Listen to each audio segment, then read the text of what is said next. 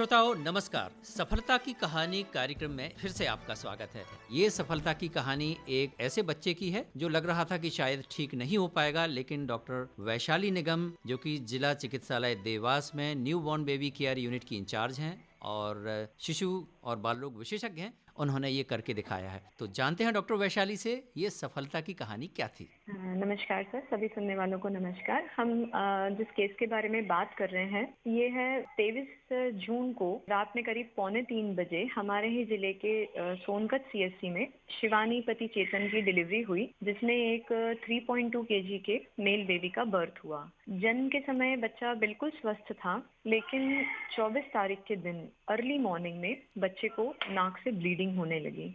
तब वहाँ मौजूद स्टाफ ने बच्चे को असेस किया और तुरंत ही 108 एम्बुलेंस के माध्यम से उन्होंने इसे जिला चिकित्सालय देवास एसएनसीयू में हमारे पास रेफर किया। जब बच्चा हमारे पास पहुंचा उस समय बच्चा की हालत बहुत क्रिटिकल थी। पहले इंस्टेंस पे हमने सोचा कि क्योंकि पहली डिलीवरी है, 3.5 किलो का बेबी है, जो अदरवाइज कोई और इशू नहीं था, तो क्या हम इसे इंदौर बड़े सेंटर पर रेफर कर दें जिससे कि ज़्यादा बेहतर हो सके। लेकिन बच्चे की हालत इतनी गंभीर थी कि ये भी संभावना थी कि शायद बच्चा रास्ते में ही कोलैप्स कर जाए, और परिजन भी हमारे पास ही रहना चाह रहे थे, आगे नहीं जाना चाह रहे थे। तो फिर हमने अपने स्तर पर ही बेस्ट पॉसिबल ट्रीटमेंट करने के लिए प्लान किया। हमारा क्लिनिकल डायग्नोसिस इस केस में था हेमरेजिक डिजीज ऑफ न्यूबॉर्न, जो कि एक विटामिन के डिफिशिएंसी, उससे एसोसिएटेड क्लॉटिंग फैक्टर्स की डिफिशिएंसी से होती है। इसका कंफर्मेशन होता है लैब टेस्ट से, लेकिन बच्चे के पास इतना समय नहीं था कि हम लैब टेस्ट करवाते और रिजल्ट्स का वेट करते। तो हमने परिजनों से पहले डिस्कस किया और ट्रीटमेंट के लिए हमने प्रोसीड किया। इसमें जो प्राइमरी लाइन ऑफ ट्रीटमेंट रहता है वो होता है FFP यानी कि फ्रेश फ्रोजन प्लाज्मा, जो कि ब्लड का एक कंपोनेंट होता है। तो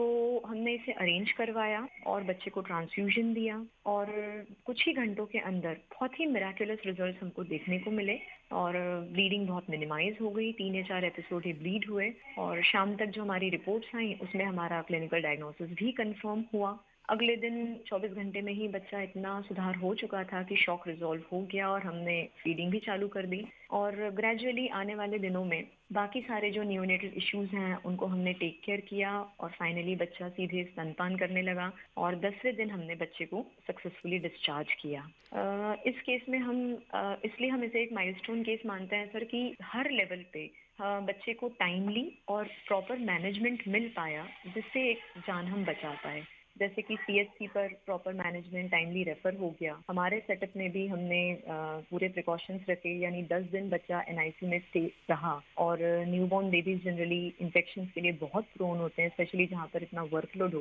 लेकिन पूरे 10 दिन में हमें बच्चे को एक दिन भी, एक डोज भी एंटीबायोटिक्स नहीं देना पड़े, ये भी एक बहुत बड़ा अचीवमेंट रहा। थर्ड है सर कि जिला लेवल पर हमें ब्लड कंपोनेंट थेरेपी, जो कि अस्पताल में हमारे पास होल ब्लड उपलब्ध होता है और न्यूबॉर्न्स के लिए स्पेसिफिक कंपोनेंट्स ज़्यादा बेहतर होते हैं, तो ये जो सुविधा है और जो इन्वेस्टिगेशंस हमारे अस्पताल में नहीं होती हैं उनका, ये दोनों चीज़ों का हमारे पास आउटसोर्स हुआ। एंड फाइनली तो यूनिसेफ और NHM child health department MP government को बहुत बहुत धन्यवाद है, जिन्होंने हर जिले पर एक फुली फंक्शनल और फुली इक्विप्ड NICU की सुविधा दी है, जो कि हमारी majority population sir NICU care private में अफोर्ड नहीं ही कर सकती है। वो सुविधा सारी हम हमारे सारे नवजात शिशुओं को जिला स्तर पर फ्री ऑफ कॉस्ट प्रोवाइड कर पा रहे हैं। इसके लिए भी बिग थैंक्स है to UNICEF and the team.